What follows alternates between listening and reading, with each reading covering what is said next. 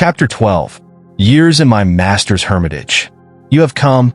Sri Yukteswar greeted me from a tiger skin on the floor of a balconied sitting room. His voice was cold, his manner unemotional. Yes, dear master, I am here to follow you. Kneeling, I touched his feet. How can that be? You ignore my wishes. No longer Guruji. Your wish shall be my law. That is better. Now I can assume responsibility for your life. I willingly transfer the burden, master. My first request, then, is that you return home to your family. I want you to enter college in Calcutta. Your education should be continued. Very well, sir. I hid my consternation. Would importunate books pursue me down the years? First father, now Sri Yukteswar. Someday you will go to the West. Its people will lend ears more receptive to India's ancient wisdom if the strange Hindu teacher has a university degree. You know best, Guruji. My gloom departed. The reference to the West I found puzzling, remote, but my opportunity to please Master by obedience was vitally immediate. You will be near in Calcutta. Come here whenever you find time. Every day if possible, Master. Gratefully I accept your authority in every detail of my life. On one condition. Yes, that you promise to reveal God to me. An hour-long verbal tussle ensued. A master's word cannot be falsified. It is not lightly given. The implications in the pledge open out vast metaphysical vistas. A guru must be on intimate terms indeed with the Creator before he can obligate him to appear. I sensed Sri Yukteswar's divine unity and was determined, as his disciple, to press my advantage. You are of exacting disposition. Then Master's consent rang out with compassionate finality. Let your wish be my wish. Lifelong shadow lifted from my heart. The vague search hither and yon was over.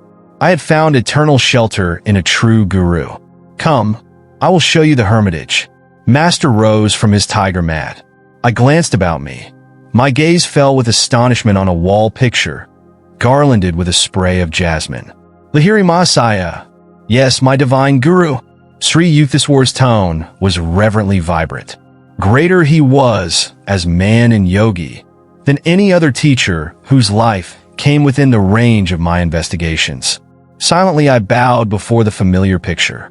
Soul homage sped to the peerless master who, blessing my infancy, had guided my steps to this hour. Led by my guru, I strolled over the house and its grounds.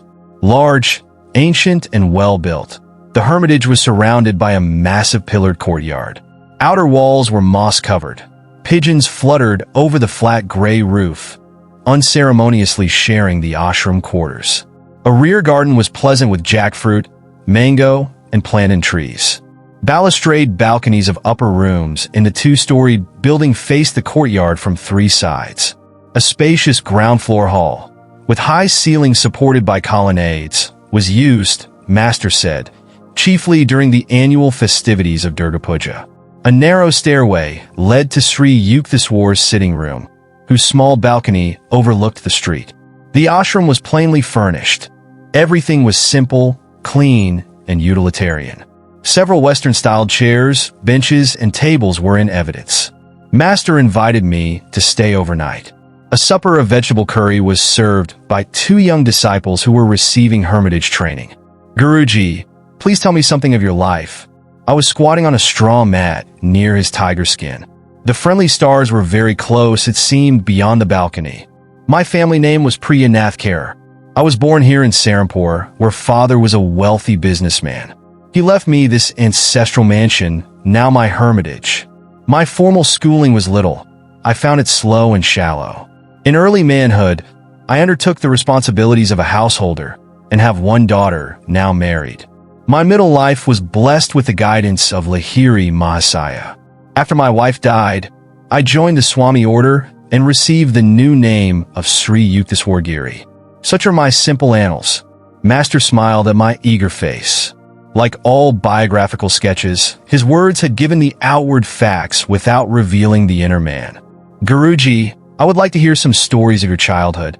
I will tell you a few, each one with a moral. Sri Yukteswar's eyes twinkled with his warning. My mother once tried to frighten me with an appalling story of a ghost in a dark chamber. I went there immediately and expressed my disappointment at having missed the ghost. Mother never told me another horror tale. Moral: look fear in the face and it will cease to trouble you. Another early memory is my wish for an ugly dog belonging to a neighbor. I kept my household in turmoil for weeks to get that dog. My ears were deaf to offers of pets with more prepossessing appearance. Moral: attachment is blinding. It lends an imaginary halo of attractiveness to the object of desire. A third story concerns the plasticity of the youthful mind. I heard my mother remark occasionally, "A man who accepts a job under anyone is a slave." That impression became so indelibly fixed that even after my marriage, I refused all positions. I met expenses by investing my family endowment in land. Moral: good and positive suggestions should instruct the sensitive ears of children. Their early ideas long remain sharply etched. Master fell into tranquil silence. Around midnight, he led me to a narrow cot. Sleep was sound and sweet the first night under my guru's roof. Sri Yukteswar chose the following morning to grant me his Kriya Yoga initiation. The technique I had already received from two disciples of Lahiri Mahasaya, father and my tutor, Swami Kebalananda, but in Master's presence I felt transforming power. At his touch, a great light broke upon my being, like glory of countless suns blazing together. A flood of ineffable bliss, overwhelming my heart to an innermost core, continued during the following day. It was late that afternoon before I could bring myself to leave the Hermitage. You will return in 30 days. As I reached my Calcutta home, the fulfillment of Master's prediction entered with me. None of my relatives made the pointed remarks I had feared about the reappearance of the soaring bird. I climbed to my little attic and bestowed affectionate glances, as though on a living presence. You have witnessed my meditations and the tears and storms of my sadhana. Now I have reached the harbor of my divine teacher. Son, I am happy for us both. Father and I sat together in the evening calm. You have found your guru, as in miraculous fashion I once found my own. The holy hand of Lahiri Mahasaya is guarding our lives. Your master has proved no inaccessible Himalayan saint, but one nearby. My prayers have been answered. You have not in your search for God been permanently removed from my sight. Father was also pleased that my formal studies would be resumed. He made suitable arrangements. I was enrolled the following day at the Scottish Church College in Calcutta. Happy months sped by. My readers have doubtless made the perspicacious surmise that I was little seen in the college classrooms. The Serampore Hermitage held a lure too irresistible. Master accepted my ubiquitous presence without comment. To my relief, he seldom referred to the halls of learning. Though it was plain to all that I was never cut out for a scholar, I managed to attain minimum passing grades from time to time. Daily life at the ashram flowed smoothly, infrequently varied. My guru awoke before dawn. Lying down or sometimes sitting on the bed, he entered a state of samadhi. It was simplicity itself to discover when Master had awakened. Abrupt halt of stupendous snores. A sigh or two, perhaps a bodily movement. Then a soundless state of breathlessness. He was in deep yogic joy. Breakfast did not follow. First came a long walk by the Ganges. Those morning strolls with my guru, how real and vivid still. In the easy resurrection of memory, I often find myself by his side. The early sun is warming the river. His voice rings out, rich with the authenticity of wisdom. A bath, then the midday meal. Its preparation, according to Master's daily directions, had been the careful task of young disciples. My guru was a vegetarian. Before embracing monkhood, however, he had eaten eggs and fish. His advice to students was to follow any simple diet which proved suited to one's constitution. Master ate little, often rice, colored with turmeric or juice of beets or spinach, and lightly sprinkled with buffalo ghee or melted butter. Another day, he might have lentil dal or chana curry with vegetables. For dessert, mangoes or oranges with rice pudding or jackfruit juice. Visitors appeared in the afternoons.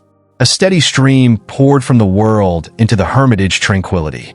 Everyone found in Master an equal courtesy and kindness. To a man who has realized himself as a soul, not the body or the ego, the rest of humanity assumes a striking similarity of aspect. The impartiality of saints is rooted in wisdom. Masters have escaped Maya. Its alternating faces of intellect and idiocy no longer cast an influential glance. Sri Yukteswar showed no special consideration to those who happened to be powerful or accomplished.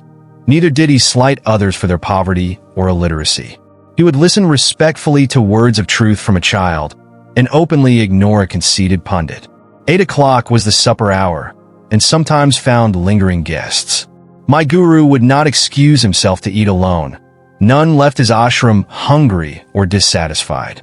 Sri Yukteswar was never at a loss, never dismayed by unexpected visitors. Scanty food would emerge a banquet under his resourceful direction. Yet he was economical. His modest funds went far. Be comfortable within your purse, he often said. Extravagance will buy you discomfort. Whether in the details of Hermitage entertainment, or his building and repair work, or other practical concerns, Master manifested the originality of a creative spirit. Quiet evening hours often brought one of my guru's discourses, treasures against time. His every utterance was measured and chiseled by wisdom. A sublime self-assurance marked his mode of expression. It was unique. He spoke as none other in my experience ever spoke. His thoughts were weighed in a delicate balance of discrimination before he permitted them an outward garb. The essence of truth, all-pervasive with even a physiological aspect, came from him like a fragrant exudation of the soul. I was conscious always that I was in the presence of a living manifestation of God. The weight of his divinity automatically bowed my head before him. If late guests detected that Sri Yukteswar was becoming engrossed with the infinite, he quickly engaged them in conversation. He was incapable of striking a pose or of flaunting his inner withdrawal. Always one with the Lord, he needed no separate time for communion. A self-realized master has already left behind the stepping stone of meditation. The flower falls when the fruit appears. But saints often cling to spiritual forms for the encouragement of disciples.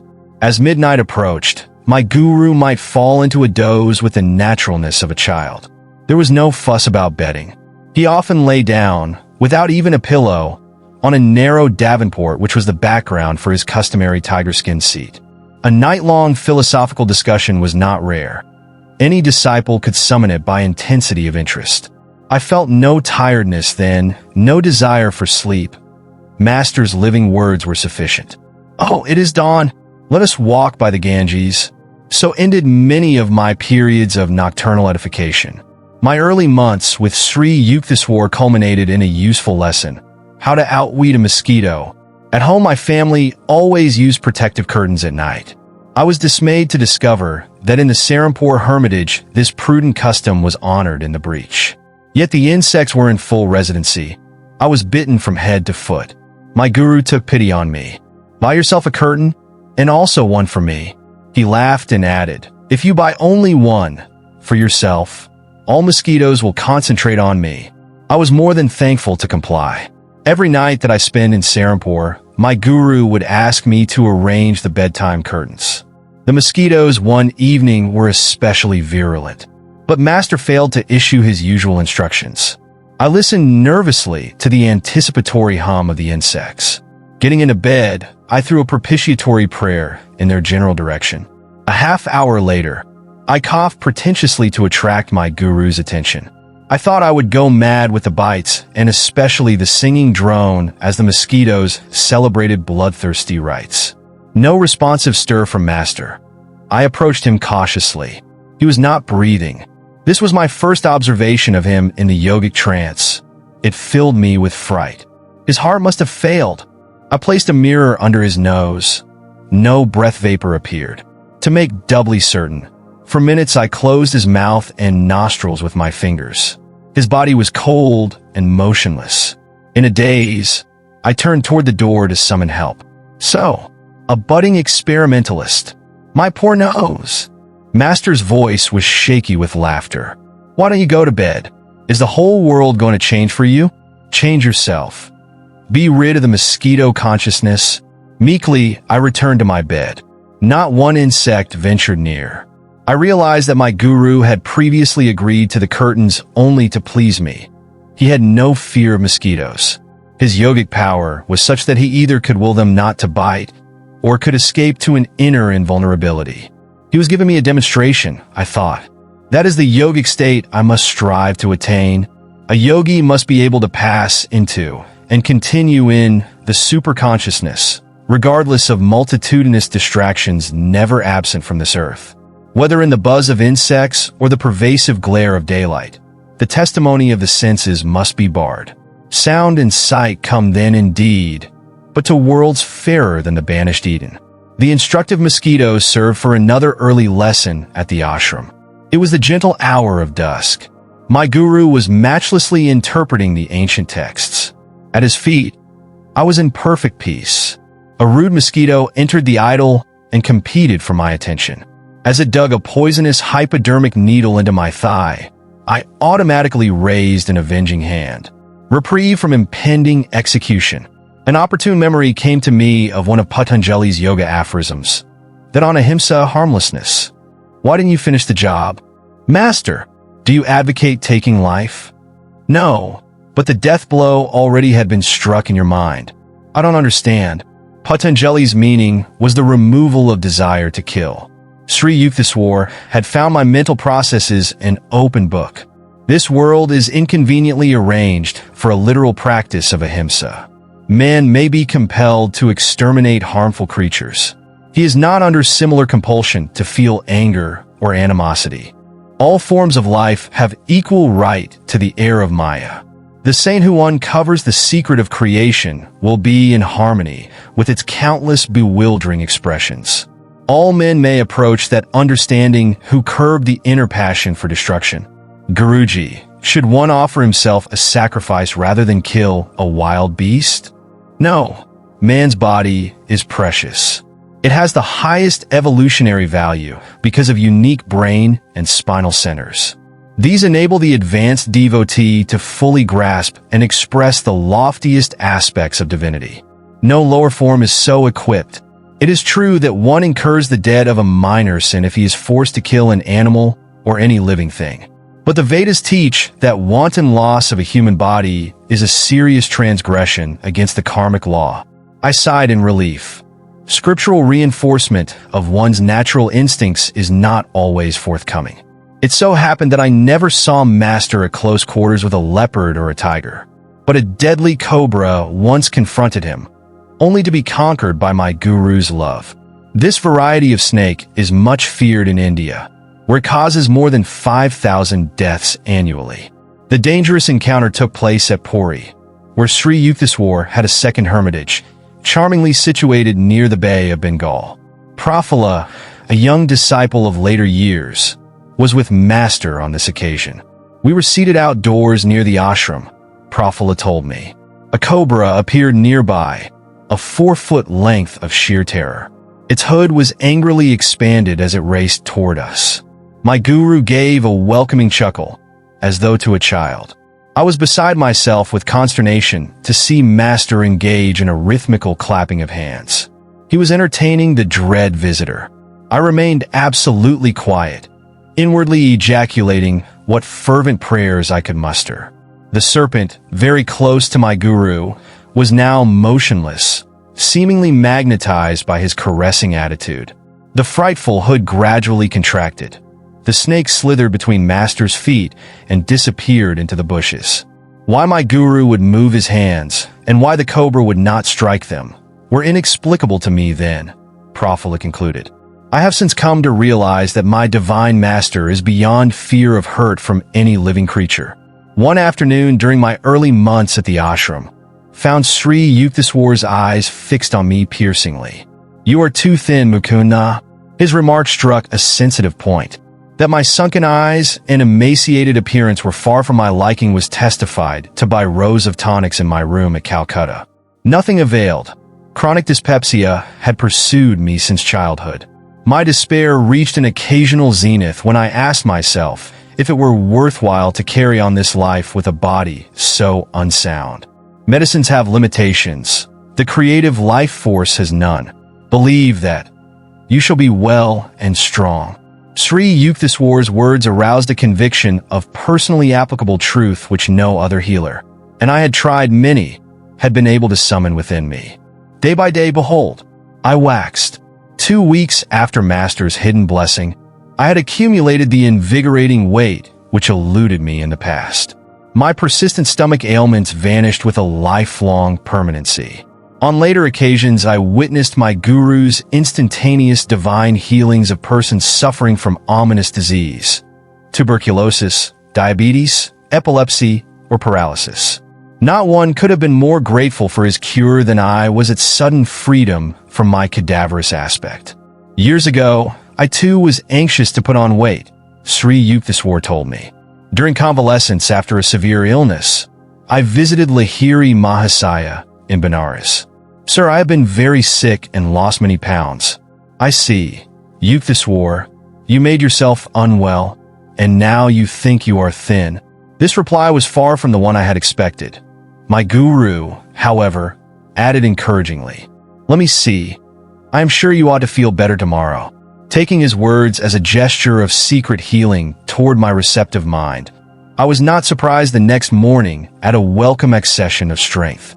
I sought out my master and exclaimed exultingly, "Sir, I feel much better today." "Indeed, today you invigorate yourself?" "No, master," I protested. "It was you who helped me. This is the first time in weeks that I have had any energy." "Oh yes, your malady has been quite serious. Your body is frail yet. Who can say how it will be tomorrow?" The thought of possible return of my weakness brought me a shudder of cold fear. The following morning, I could hardly drag myself to Lahiri Mahasaya's home. "Sir, I am ailing again." My guru's glance was quizzical. "So, once more you indispose yourself. Girideva, I realize now that day by day you have been ridiculing me. My patience was exhausted. I don't understand why you disbelieve my truthful reports. Really, it has been your thoughts that have made you feel alternately weak and strong." My master looked at me affectionately. "You have seen how your health has exactly followed your expectations. Thought is a force, even as electricity or gravitation. The human mind is a spark of the almighty consciousness of God. I could show you that whatever your powerful mind believes very intensely would instantly come to pass."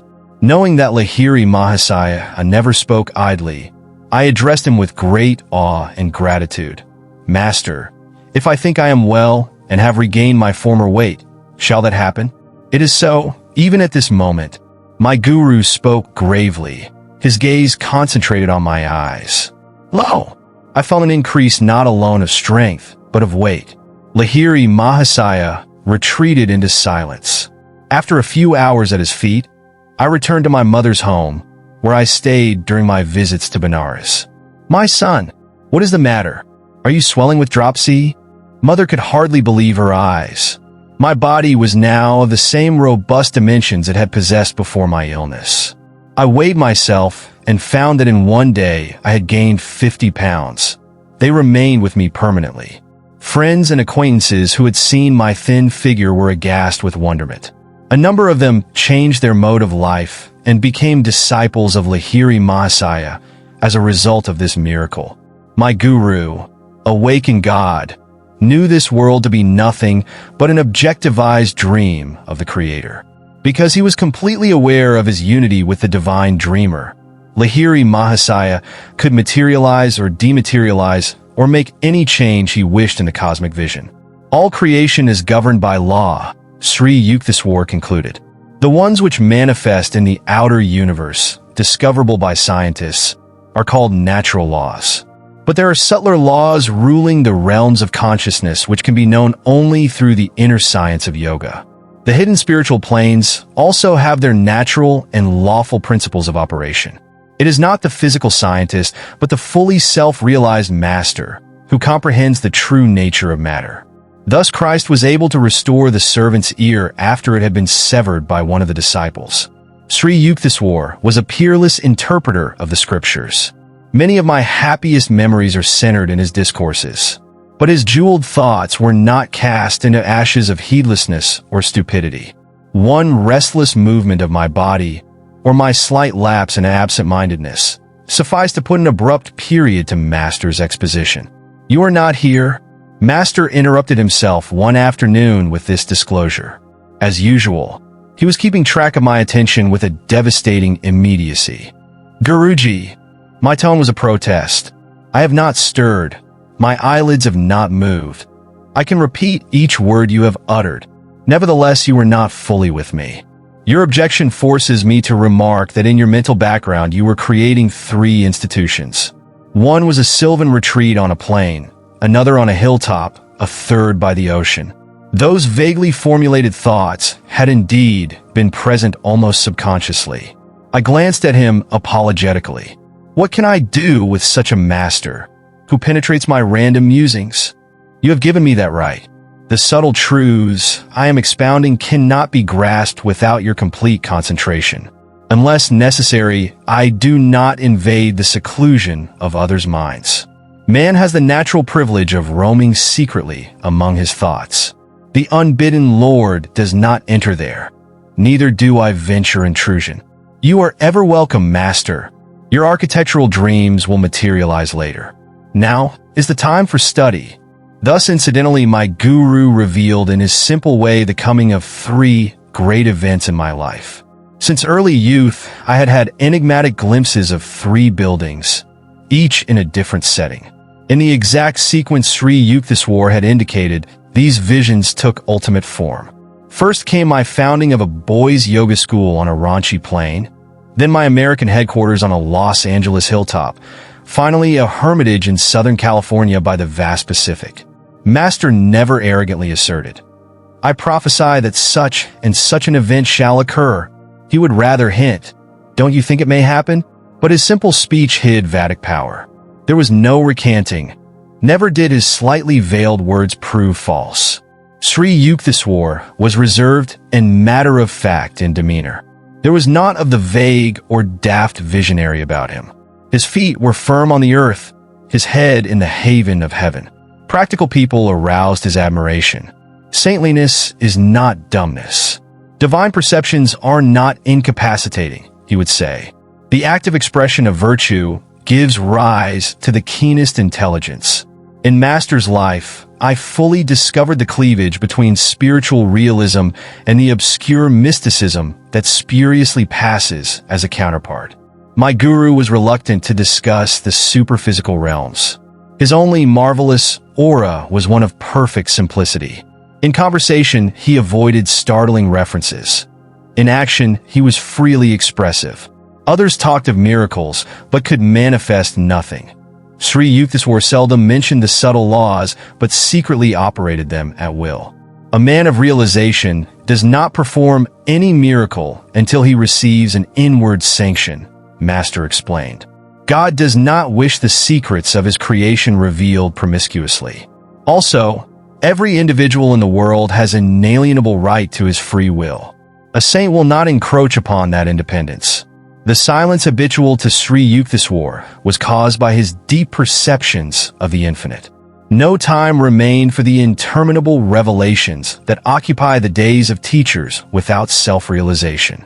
In shallow men, the fish of little thoughts cause much commotion. In oceanic minds, the whales of inspiration make hardly a ruffle. This observation from the Hindu scriptures is not without discerning humor. Because of my guru's unspectacular guise, only a few of his contemporaries recognized him as a Superman. The popular adage, "He is a fool that cannot conceal his wisdom," could never be applied to Sri Yukteswar. Though born immortal like all others, Master had achieved identity with the ruler of time and space. In his life, I perceived a godlike unity. He had not found any insuperable obstacle to mergence of human with divine. No such barrier exists, I came to understand, save in man's spiritual unadventurousness. I always thrilled at the touch of Sri Yukteswar's holy feet. Yogis teach that a disciple is spiritually magnetized by reverent contact with a master. A subtle current is generated. The devotee's undesirable habit mechanisms in the brain are often cauterized. The groove of his worldly tendencies beneficially disturbed. Momentarily, at least he may find the secret veils of Maya lifting and glimpse the reality of bliss. My whole body responded with a liberating glow whenever I knelt in the Indian fashion before my guru. Even when Lahiri Mahasaya was silent, Master told me, or when he conversed on other than strictly religious topics, I discovered that nonetheless he had transmitted to me ineffable knowledge. Sri Yukteswar affected me similarly. If I entered the Hermitage in a worried or indifferent frame of mind, my attitude imperceptibly changed. A healing calm descended at mere sight of my guru. Every day with him was a new experience in joy, peace, and wisdom.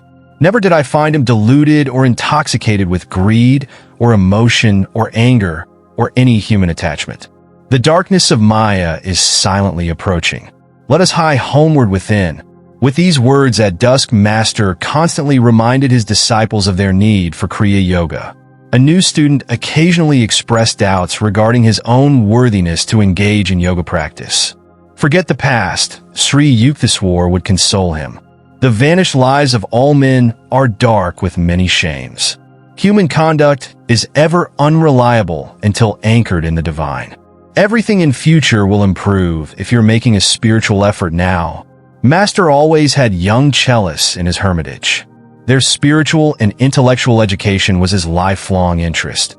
Even shortly before he passed on, he accepted for training 2 6-year-old boys and 1 youth of 16. He directed their minds and lives with that careful discipline in which the word disciple is etymologically rooted. The ashram residents loved and revered their guru. A slight clap of his hand sufficed to bring them eagerly to his side. When his mood was silent and withdrawn, no one ventured to speak. When his laugh rang jovially, children looked upon him as their own. Master seldom asked others to render him a personal service, nor would he accept help from a student unless the willingness were sincere. My guru quietly washed his clothes if the disciples overlooked that privileged task. Sri Yukteswar wore the traditional ochre-colored Swami robe. His laceless shoes, in accordance with Yogi custom, were of tiger or deer skin. Master spoke fluent English, French, Hindi, and Bengali. His Sanskrit was fair. He patiently instructed his young disciples by certain shortcuts which he had ingeniously devised for the study of English and Sanskrit. Master was cautious of his body, while withholding solicitous attachment.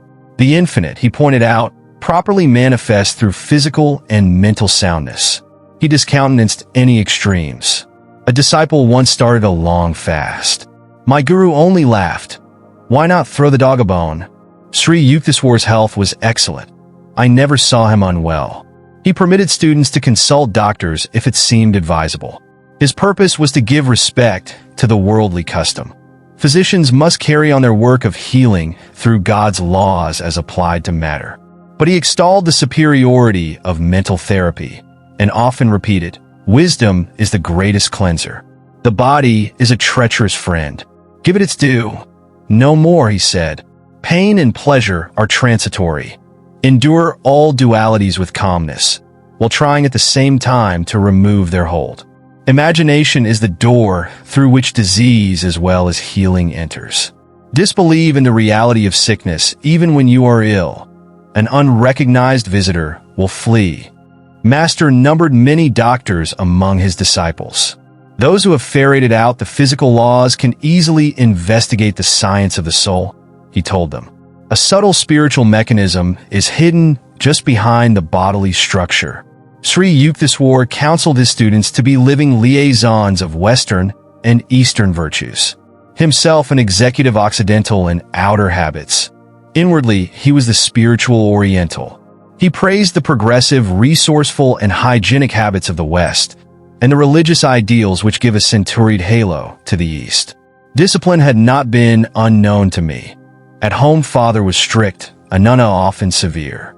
But Sri Yukteswar's training cannot be described as other than drastic. A perfectionist, my guru was hypercritical of his disciples, whether in matters of moment or in the subtle nuances of behavior. Good manners without sincerity are like a beautiful dead lady, he remarked on suitable occasion. Straightforwardness without civility is like a surgeon's knife, effective but unpleasant. Candor with courtesy is helpful and admirable. Master was apparently satisfied with my spiritual progress, for he seldom referred to it. In other matters, my ears were no strangers to reproof. My chief offenses were absent-mindedness, intermittent indulgence in sad moods, non-observance of certain rules of etiquette, and occasional unmethodical ways. Observe how the activities of your father Bhagavati are well-organized and balanced in every way, my guru pointed out. The two disciples of Lahiri Mahasaya had met soon after I began my pilgrimages to Serampore. Father and Sri Yukteswar admiringly evaluated the other's worth. Both had built an inner life of spiritual granite, insoluble against the ages.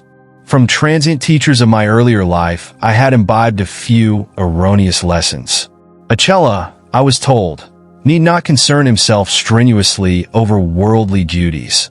When I had neglected or carelessly performed my tasks, I was not chastised. Human nature finds such instruction very easy of assimilation. Under Master's unsparing rod, however, I soon recovered from the agreeable delusions of irresponsibility. Those who are too good for this world are adorning some other, Sri Yukteswar remarked. So long as you breathe the free air of earth, you are under obligation to render grateful service. He alone who has fully mastered the breathless state is freed from cosmic imperatives. I will not fail to let you know when you have attained the final perfection. My guru could never be bribed, even by love. He showed no leniency to anyone who, like myself, willingly offered to be his disciple. Whether Master and I were surrounded by his students or by strangers, or were alone together, he always spoke plainly and upbraided sharply. No trifling lapse into shallowness or inconsistency escaped his rebuke. This flattening treatment was hard to endure, but my resolve was to allow Sri Yukteswar to iron out each of my psychological kinks. As he labored at this titanic transformation, I shook many times under the weight of his disciplinary hammer. If you don't like my words, you are at liberty to leave at any time, Master assured me. I want nothing from you but your own improvement. Stay only if you feel benefited. For every humbling blow, he dealt my vanity. For every tooth in my metaphorical jaw, he knocked loose with stunning aim. I am grateful beyond any facility of expression. The hard core of human egotism is hardly to be dislodged except rudely. With its departure, the divine finds at last an unobstructed channel. In vain it seeks to percolate through flinty hearts of selfishness. Sri Yukteswar's wisdom was so penetrating that, heedless of remarks, he often replied to one's unspoken observation. What a person imagines he hears, and what the speaker has really implied, may be poles apart, he said. Try to feel the thoughts behind the confusion of men's verbiage. But divine insight is painful to worldly ears. Master was not popular with superficial students. The wise, always few in number, deeply revered him. I dare say Sri Yukteswar would have been the most sought-after guru in India had his words not been so candid and so censorious. I am hard on those who come for my training, he admitted to me. That is my way. Take it or leave it. I will never compromise. But you will be much kinder to your disciples. That is your way. I try to purify only in the fires of severity, searing beyond the average toleration. The gentle approach of love is also transfiguring. The inflexible and the yielding methods are equally effective if applied with wisdom. You will go to foreign lands where blunt assaults on the ego are not appreciated. A teacher could not spread India's message in the West without an ample fund of accommodative patience and forbearance. I refuse to state the amount of truth I later came to find in Master's words. Though Sri Yukteswar's undissembling speech prevented a large following during his years on earth, nevertheless his living spirit manifests today over the world through sincere students of his Kriya Yoga and other teachings. He has further dominion in men's souls than ever Alexander dreamed of in the soil. Father arrived one day to pay his respects to Sri Yukteswar. My parent expected, very likely, to hear some words in my praise. He was shocked to be given a long account of my imperfections.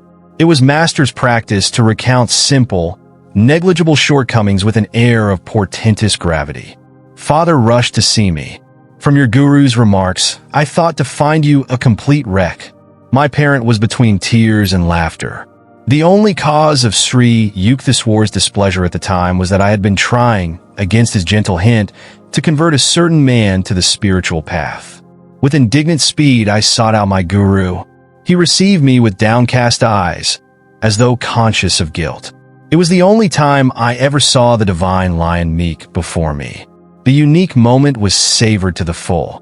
Sir, why did you judge me so mercilessly before my astounded father? Was that just... I will not do it again. Master's tone was apologetic. Instantly I was disarmed. How readily the great man admitted his fault. Though he never again upset Father's peace of mind, Master relentlessly continued to dissect me whenever and wherever he chose. New disciples often joined Sri Yukteswar in exhaustive criticism of others. Wise like the guru, models of flawless discrimination. But he who takes the offensive must not be defenseless. The same carping students fled precipitately as soon as Master publicly unloosed in their direction a few shafts from his analytical quiver. Tender inner weaknesses, revolting at mild touches of censure, are like diseased parts of the body, recoiling before even delicate handling. This was Sri Yukteswar's amused comment on the flighty ones. There are disciples who seek a guru made in their own image. Such students often complained that they did not understand Sri Yukteswar. Neither do you comprehend God, I retorted on one occasion. When a saint is clear to you, you will be one, among the trillion mysteries, breathing every second the inexplicable air, who may venture to ask that the fathomless nature of a master be instantly grasped. Students came and generally went. Those who craved a path of oily sympathy and comfortable recognitions did not find it at the Hermitage.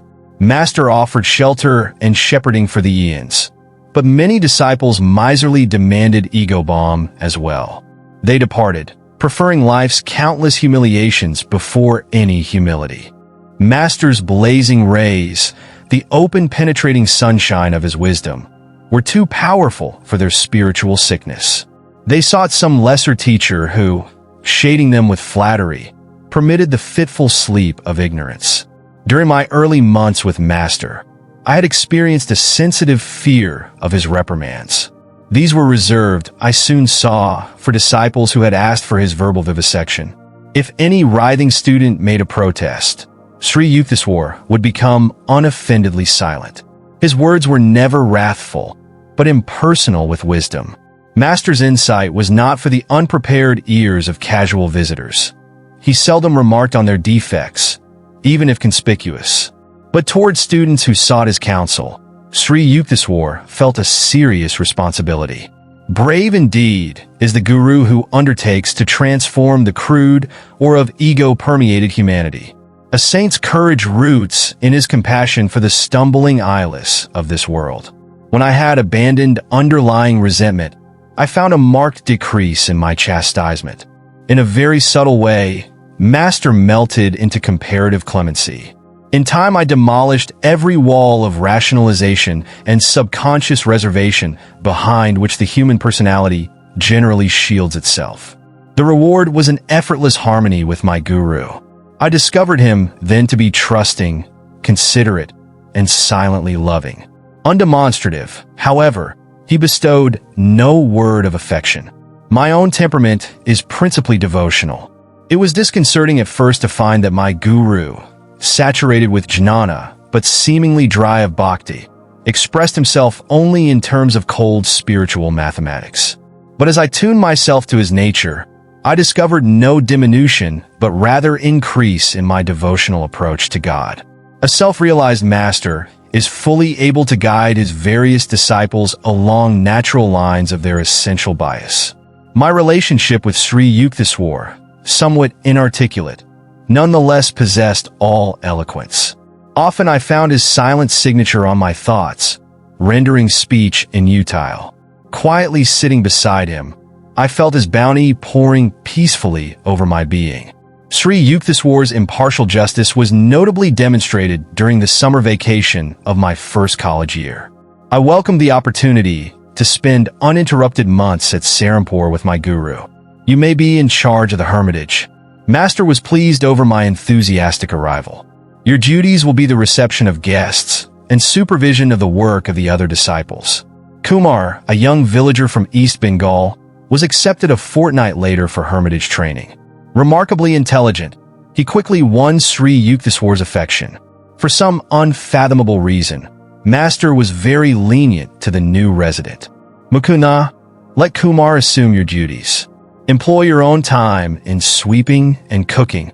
Master issued these instructions after the new boy had been with us for a month. Exalted to leadership, Kumar exercised a petty household tyranny. In silent mutiny, the other disciples continued to seek me out for daily counsel. Mukunda is impossible.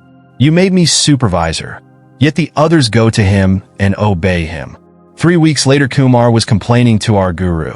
I overheard him from an adjoining room. That's why I assigned him to the kitchen and you to the parlor. Sri Yukteswar's withering tones were new to Kumar. In this way, you have come to realize that a worthy leader has the desire to serve and not to dominate. You wanted Mukunda's position, but could not maintain it by merit. Return now to your earlier work as cook's assistant.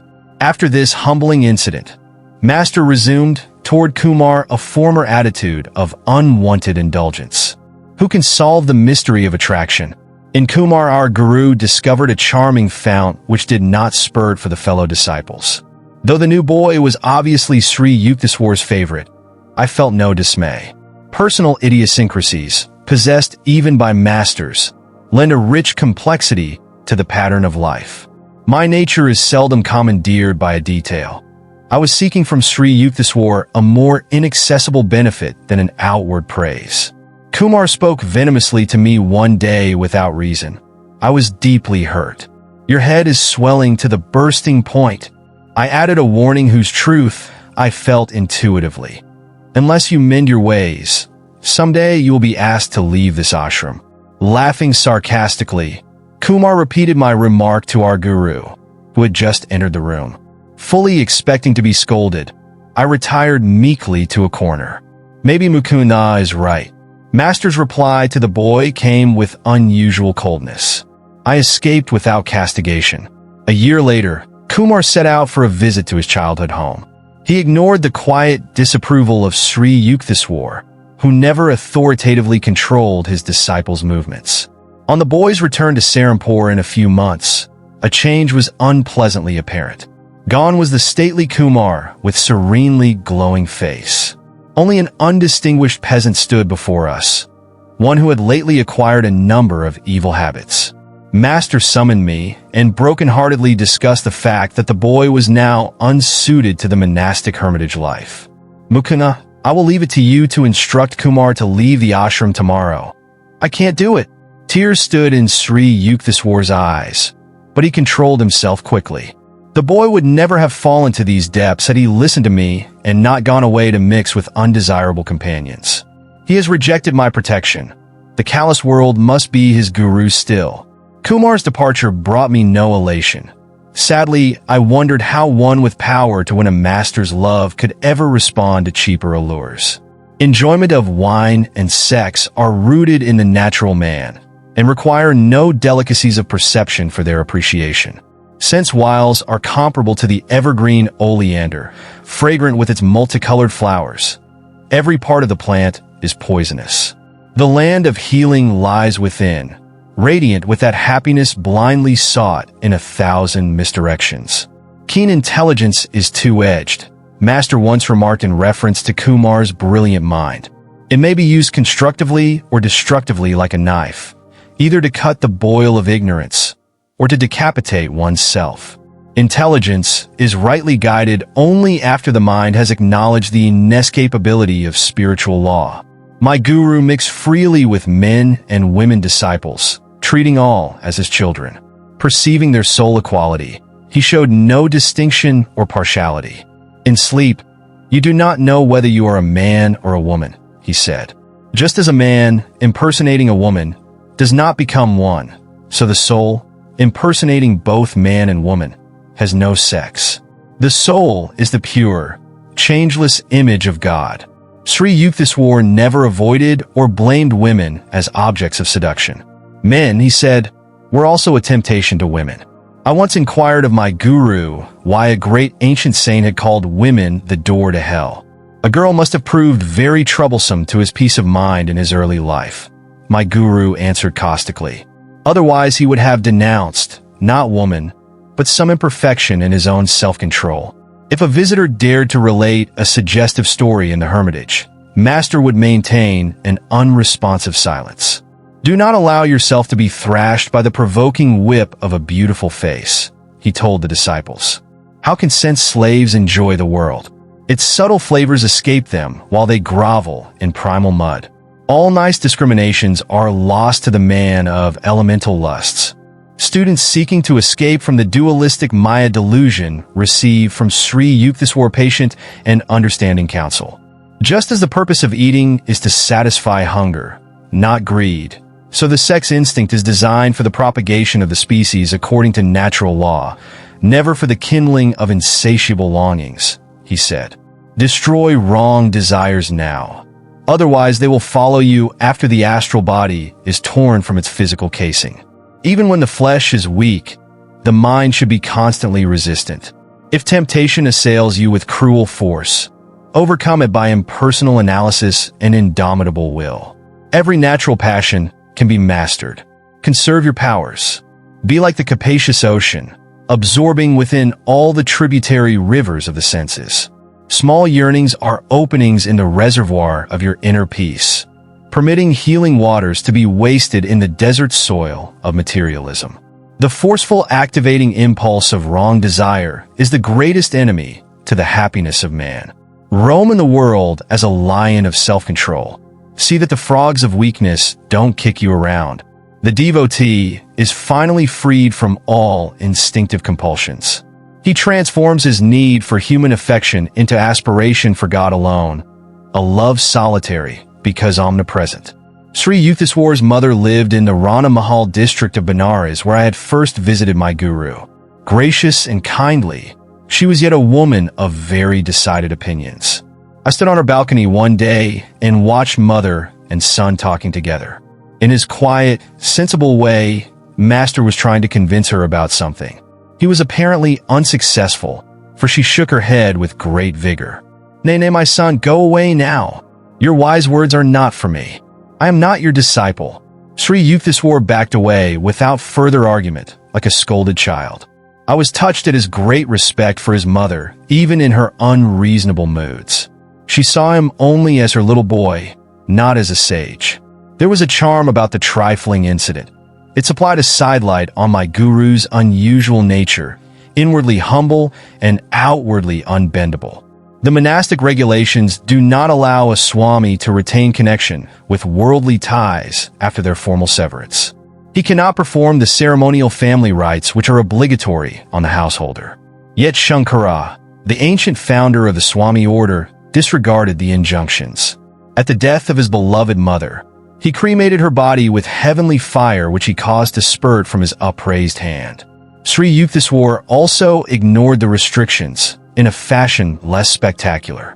When his mother passed on, he arranged the crematory services by the holy Ganges in Benares and fed many Brahmins in conformance with age-old custom. The Shastra prohibitions were intended to help Swamis overcome narrow identifications. Shankara and Sri Yukteswar had wholly merged their beings in the impersonal spirit. They needed no rescue by rule. Sometimes, too, a master purposely ignores a canon in order to uphold its principle as superior to and independent of form. Thus Jesus plucked ears of corn on the day of rest. To the inevitable critics he said, the Sabbath was made for man, and not man for the Sabbath. Outside of the scriptures, seldom was a book honored by Sri Yukteswar's perusal. Yet he was invariably acquainted with the latest scientific discoveries and other advancements of knowledge. A brilliant conversationalist, he enjoyed an exchange of views on countless topics with his guests. My guru's ready wit and rollicking laugh enlivened every discussion. Often grave, Master was never gloomy. To seek the Lord, one need not disfigure his face, he would remark. Remember that finding God will mean the funeral of all sorrows. Among the philosophers, professors, lawyers, and scientists who came to the Hermitage, a number arrived for their first visit with the expectation of meeting an orthodox religionist. A supercilious smile or a glance of amused tolerance occasionally betrayed that the newcomers anticipated nothing more than a few pious platitudes. Yet their reluctant departure would bring an express conviction that Sri Yukteswar had shown precise insight into their specialized fields. My guru ordinarily was gentle and affable to guests. His welcome was given with charming cordiality. Yet inveterate egotists sometimes suffered an invigorating shock. They confronted in Master either a frigid indifference or a formidable opposition, ice or iron. A noted chemist once crossed swords with Sri Yukteswar. The visitor would not admit the existence of God, inasmuch as science has devised no means of detecting him. So you have inexplicably failed to isolate the supreme power in your test tubes. Master's gaze was stern. I recommend an unheard-of experiment. Examine your thoughts unremittingly for 24 hours. Then wonder no longer at God's absence. A celebrated pundit received a similar jolt. With ostentatious zeal, the scholars shook the ashram rafters with scriptural lore. Resounding passages poured from the Mahabharata, the Upanishads, the Visayas of Shankara. I am waiting to hear you. Sri Yukteswar's tone was inquiring, as though utter silence had reigned. The pundit was puzzled. Quotations there have been in superabundance. Master's words convulsed me with mirth, as I squatted in my corner at a respectful distance from the visitor. But what original commentary can you supply from the uniqueness of your particular life? What holy texts have you absorbed and made your own? In what ways have these timeless truths renovated your nature? Are you content to be a hollow Victrola, mechanically repeating the words of other men? I give up. The scholar's chagrin was comical. I have no inner realization. For the first time, perhaps, he understood that discerning placement of the comma does not atone for a spiritual coma. These bloodless pedants smell unduly of the lamp, my guru remarked after the departure of the chastened one. They prefer philosophy to be a gentle intellectual setting up exercise. Their elevated thoughts are carefully unrelated either to the crudity of outward action or to any scourging inner discipline. Master stressed on other occasions the futility of mere book learning. Do not confuse understanding with a larger vocabulary, he remarked. Sacred writings are beneficial in stimulating desire for inward realization, if one stanza at a time is slowly assimilated. Continual intellectual study results in vanity and the false satisfaction of an undigested knowledge. Sri Yukteswar related one of his own experiences in scriptural edification. The scene was a forest hermitage in eastern Bengal, where he observed the procedure of a renowned teacher, Dabru Bolov. His method, at once simple and difficult, was common in ancient India. Dabru Bolov had gathered his disciples around him in the sylvan solitudes. The holy Bhagavad Gita was open before them. Steadfastly, they looked at one passage for half an hour, then closed their eyes. Another half hour slipped away. The master gave a brief comment. Motionless, they meditated again for an hour. Finally, the guru spoke. Have you understood? Yes, sir. One in the group ventured this assertion. No, not fully. Seek the spiritual vitality that has given these words the power to rejuvenate India century after century. Another hour disappeared in silence. The master dismissed the students and turned to Sri Yukteswar. Do you know the Bhagavad Gita? No, sir, not really, though my eyes and mind have run through its pages many times. Thousands have replied to me differently. The great sage smiled at Master in blessing. If one busies himself with an outer display of scriptural wealth, what time is left for silent inward diving after the priceless pearls? Sri Yukteswar directed the study of his own disciples by the same intensive method of one-pointedness. Wisdom is not assimilated with the eyes, but with the atoms, he said. When your conviction of a truth is not merely in your brain, but in your being, you may diffidently vouch for its meaning. He discouraged any tendency a student might have to construe book knowledge as a necessary step to spiritual realization. The rishis wrote in one-sentence profundities that commentating scholars busy themselves over for generations. He remarked, "Endless literary controversy is for sluggard minds. What more liberating thought than God is, nay, God? But man does not easily return to simplicity. It is seldom God for him, but rather learned pomposities. His ego is pleased that he can grasp such erudition. Men who were pridefully conscious of high worldly position were likely, in master's presence, to add humility to their other possessions." A local magistrate once arrived for an interview at the seaside hermitage in Puri. The man, who held a reputation for ruthlessness, had it well within his power to oust us from the ashram. I cautioned my guru about the despotic possibilities, but he seated himself with an uncompromising air and did not rise to greet the visitor. Slightly nervous, I squatted near the door. The man had to content himself with a wooden box. My guru did not request me to fetch a chair. There was no fulfillment of the magistrate's obvious expectation that his importance would be ceremoniously acknowledged. A metaphysical discussion ensued. The guest blundered through misinterpretations of the scriptures. As his accuracy sank, his ire rose. "Do you know that I stood first in the M.A. examination?"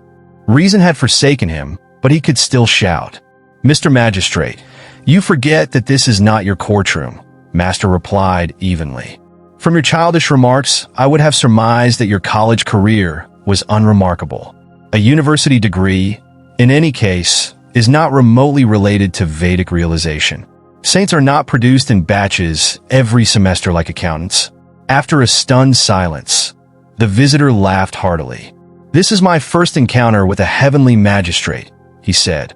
Later he made a formal request, couched in the legal terms which were evidently part and parcel of his being, to be accepted as a probationary disciple. My guru personally attended to the details connected with the management of his property. Unscrupulous persons on various occasions attempted to secure possession of master's ancestral land. With determination and even by instigating lawsuits, Sri Yukteswar outwitted every opponent. He underwent these painful experiences from a desire never to be a begging guru or a burden on his disciples. His financial independence was one reason why my alarmingly outspoken master was innocent of the cunnings of diplomacy. Unlike those teachers who have to flatter their supporters, my guru was impervious to the influences, open or subtle, of others' wealth. Never did I hear him ask or even hint for money for any purpose. His hermitage training was given free and freely to all disciples. An insolent court deputy arrived one day at the Serampore ashram to serve Sri Yukteswar with a legal summons. A disciple named Kanai and myself were also present. The officer's attitude toward master was offensive. "It will do you good to leave the shadows of your hermitage and breathe the honest air of a courtroom." The deputy grinned contemptuously. I could not contain myself. "Another word of your impudence, and you will be on the floor." I advanced threateningly. "You wretch!" Kanai's shout was simultaneous with my own. "Dare you bring your blasphemies into this sacred ashram?" But master stood protectingly in front of his abuser. "Don't get excited over nothing. This man is only doing his rightful duty." The officer, dazed at his varying reception, respectfully offered a word of apology and sped away. Amazing it was to find that a master with such a fiery will could be so calm within. He fitted the Vedic definition of a man of God, softer than the flower, where kindness is concerned, stronger than the thunder, where principles are at stake. There are always those in this world who, in Browning's words, endure no light, being themselves obscure. An outsider occasionally berated Sri Yukteswar for an imaginary grievance. My imperturbable guru listened politely, analyzing himself to see if any shred of truth lay within the denunciation. These scenes would bring to my mind one of Master's inimitable observations.